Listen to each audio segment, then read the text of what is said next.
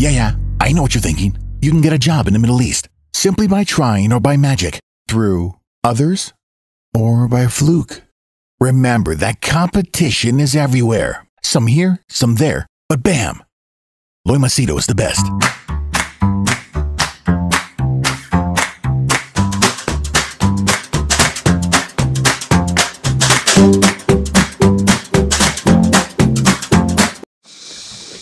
Alright, I've taken permission from the person to share this incident. Like I told you, I get people who come to me for coaching, mentoring, whatever.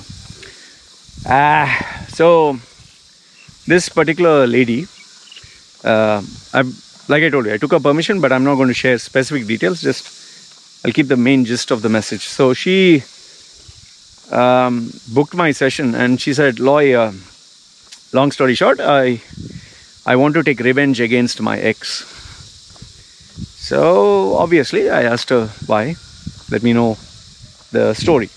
Now, I'm very aware of the fact that when someone tells the story, they will tell their version of the story where they are the good guy, the other person's a bad guy. They are like the hero of the story, the other person's a villain. Obviously nobody is going to say, I was a piece of shit, I was abusing him, I was making his life miserable, I can be a real cunt if I want to, my life has been broken, I use men, I got married because I wanted the benefits. No, nobody will tell the truth. They'll always say, oh, I loved him, I always wanted the best, blah blah blah. They are always the good people. Okay, so now this is not me trying to focus on a character, rather the story, the incident. Because her question was, how can I take revenge against the ex? So the first thing I asked her is, okay, you want to take revenge against your ex. Number one, I asked her is, do you have the resources to take revenge? She said, what do you mean resources? I said, do you have the money? Number one, you should have more money than that person to take revenge. Number two, you should have more power than that person to take revenge. Number three is you should have enough and more time, enough and more energy. Time because you have to spend time getting into the dirt of mudslinging and attacking each other. Then energy because every day you get up, you have to be obsessed about this because obviously you have to think 2 steps ahead of that person. Otherwise, it's like a chess game. He's going to attack you, you're going to attack him. Who attacks first? And who's more effective?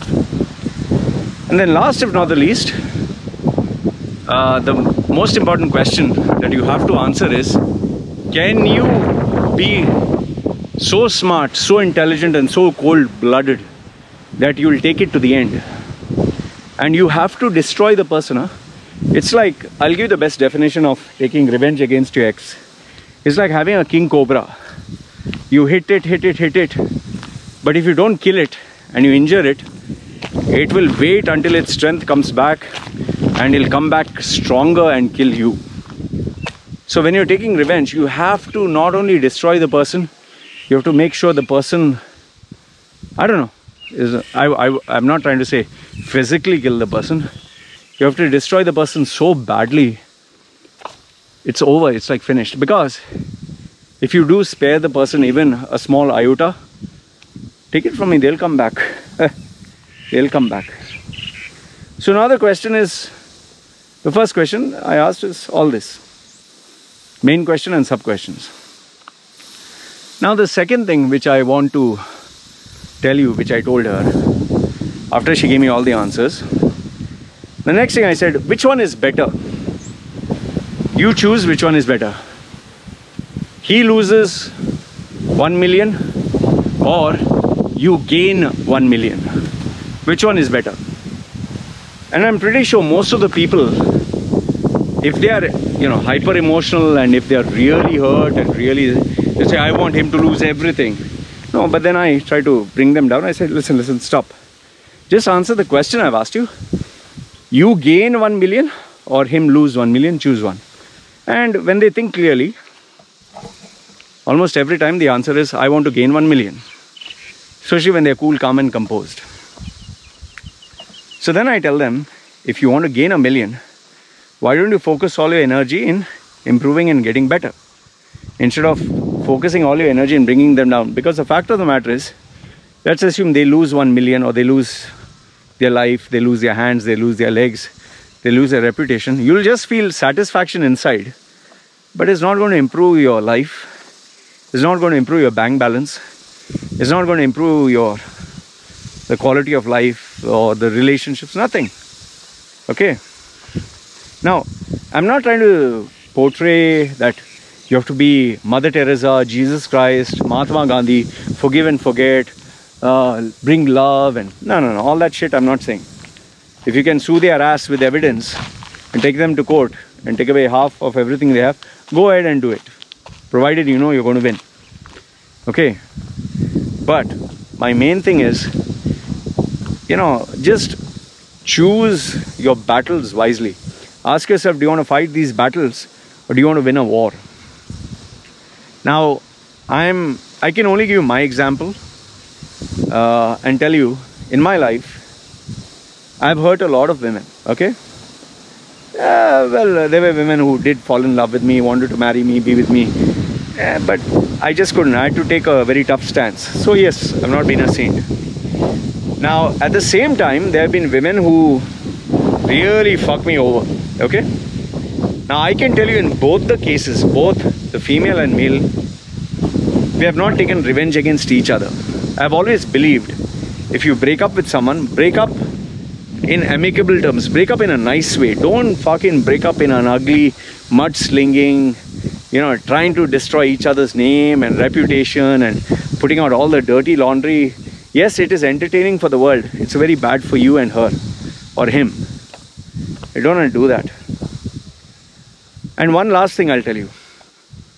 The greatest revenge you can take in life, the greatest, is whereby you focus your energy, your time, your effort so much on yourself, so much on your growth, so much on your self-improvement, so much on your future, that you become 10 times better than this person. I'll give you an example here. My wifey, she had her ex. Her ex was a Thai guy, okay? This guy made her feel like shit. He treated her like shit. He didn't introduce her to anyone.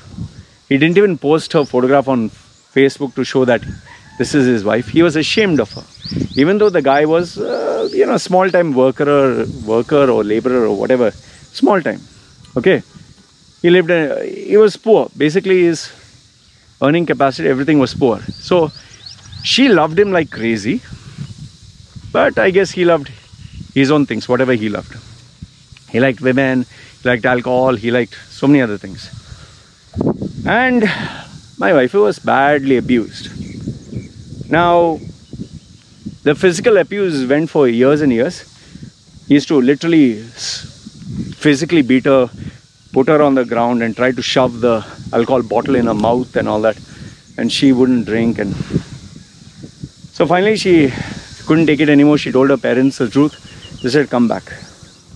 Okay, now, after she had a second relationship, which was equally bad, because she was very submissive and all, she met this ugly monster.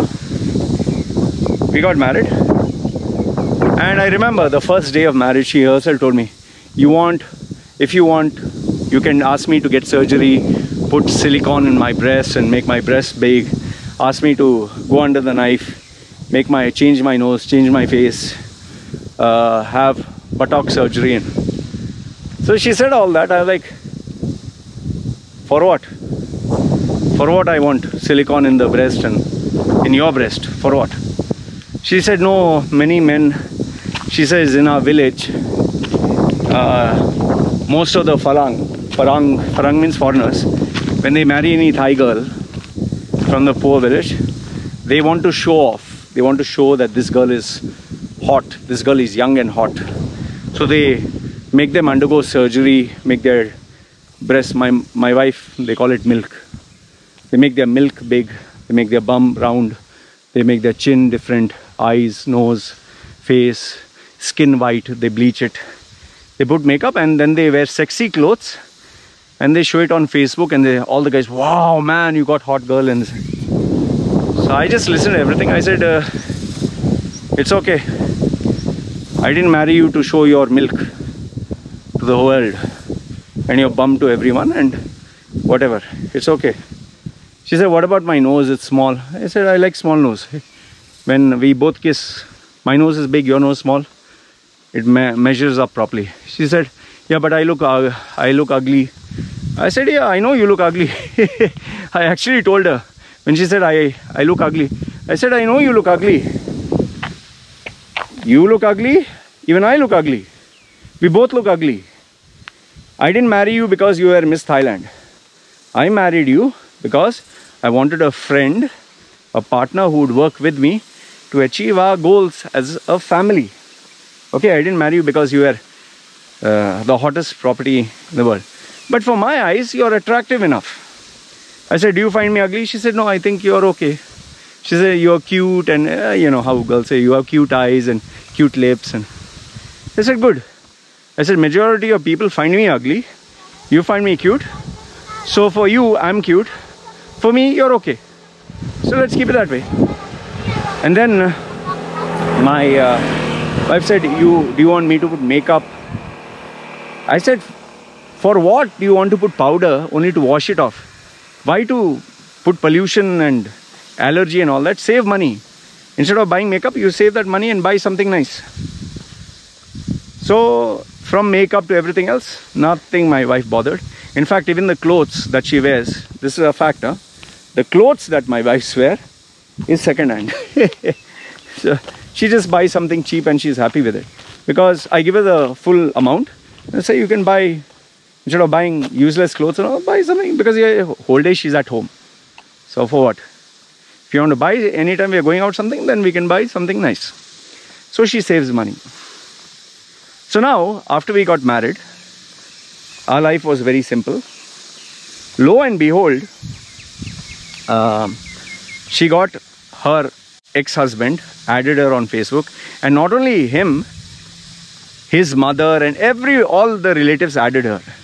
Before they were ashamed of her and they were making fun of her and they never added her. Now after she married me, and the reason why they did that is she was putting photographs of eating good food which they couldn't afford. So every day, you know, if you check my wife's Facebook, she shows she's eating good food. I told her, don't put money, don't put wealth, nothing. Just show family life and food because, you know, she likes to share.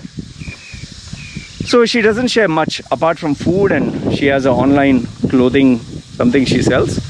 And she shows photo with her and me and we are happy. We don't show anything else. We are not a showing off type people. Okay. Okay, I like the attention, that's different, but you know, she's not the type. So now the husband added her up, and ex-husband, sorry, what am I saying? And my ex-mother-in-law, ex-everyone. And then she told me, see, they added me up. I said, just leave them. You want to add them, but don't block them, let them be there. And then before you know it, the ex-husband started sending her messages. Oh, I'm so happy for you. Oh, you look so beautiful. Oh, I really want the best for you. God bless you, this, that. So my wife showed me all that. I said, yeah, it's good, it's okay. Just let him send. So now my wife could have given him bad words. My wife could have blocked him. I said, no, let him be there. Why? Because that is the best revenge you can give. When you don't, when you're not busy focused about them, and you're not thinking how to bring them down, but you're focusing on yourself, you're focusing on your loved ones, you're focusing on your family, the other person cannot take it, the other person cannot bear it. And that is why today my wife is happy. See, even me, I told you, this girl whose face is here, which I made horror. Before I tattooed her face, I don't blame her. I was so emotionally crazy about her, I put her face. She dumped me. Now, I have not made it my life's agenda to go destroy her life. I had photographs with me, intimate photographs, sex videos, so many things. I deleted everything. Even though she dumped me like a hot potato and went for another guy. So, agreed, her life went to the dogs. I don't know now if she's happy. And she never got a good guy, and her parents lost everything and she went back.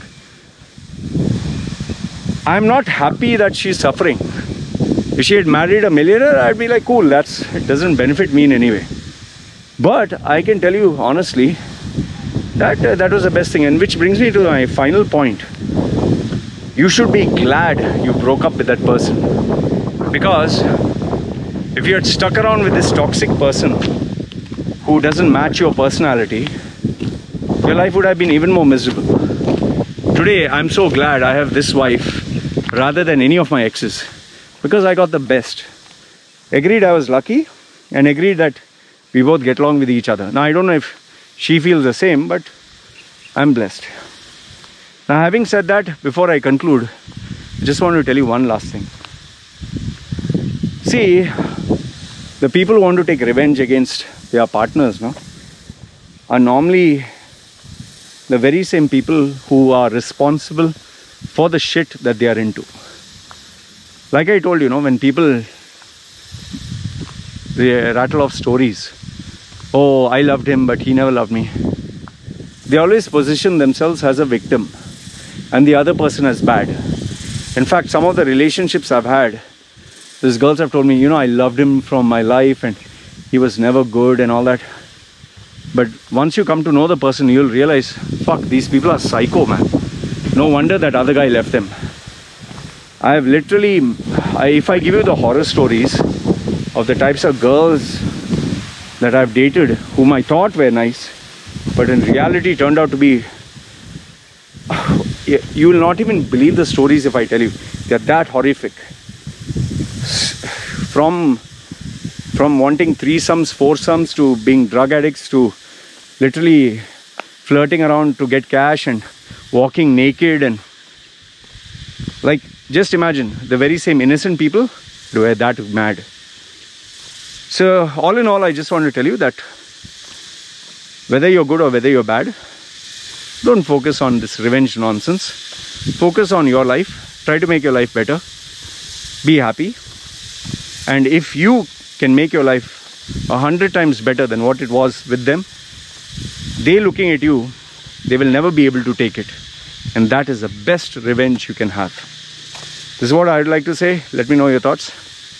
This is me signing off. You guys take care.